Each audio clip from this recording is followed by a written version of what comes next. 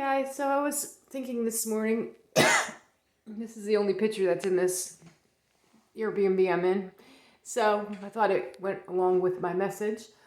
I was thinking how every year in January the church does the same thing. They call a fast and they make a big deal of it and call it 40 days of consecration or this or that, and that's all great. And if it's really in your heart and you're really doing it for God and not just for religion, and God speaks to you through it, that's awesome. Because I know I've been on fasts in the past when I was a new Christian, especially, and really wanted to get to know God deeper.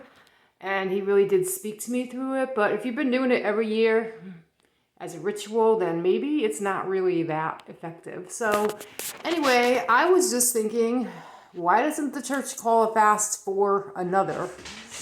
Meaning, there are people in the church that are fasting from all kinds of things, not by choice, but because they can't control things that are going on in their life. Maybe they're fasting from food because they don't have enough money for food.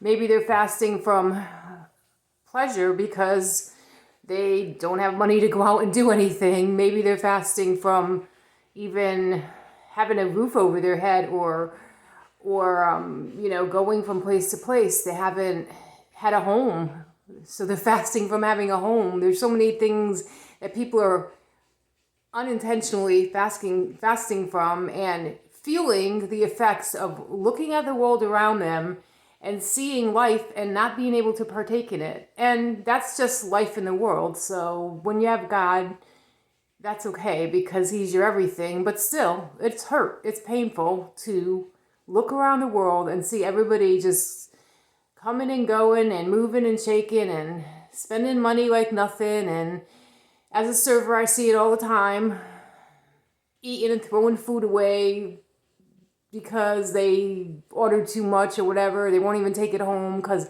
we don't reheat leftovers.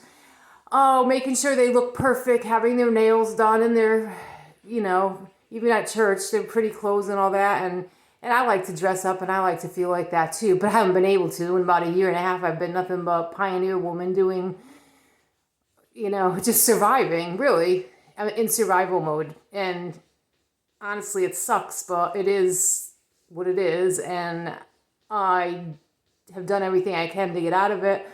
And I'm okay with it because I'm sure that God is teaching me and giving me more empathy for people who are much worse off than me. Like, I'm not homeless yet, although some days I feel like I'm a day away from it.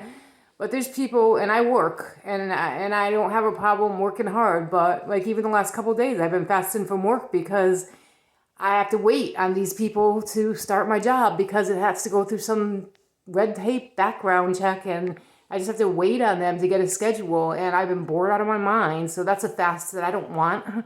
So, there's so many situations out there. So what if the church put together a needs list and maybe even did it somewhat anonymously, so people don't even have to know who they're giving to, so they can't be attached to it, and just gave up something like one of those things that they do for pleasure that they don't really need. It's not a need, it's a want, it's a desire that they can live without easily.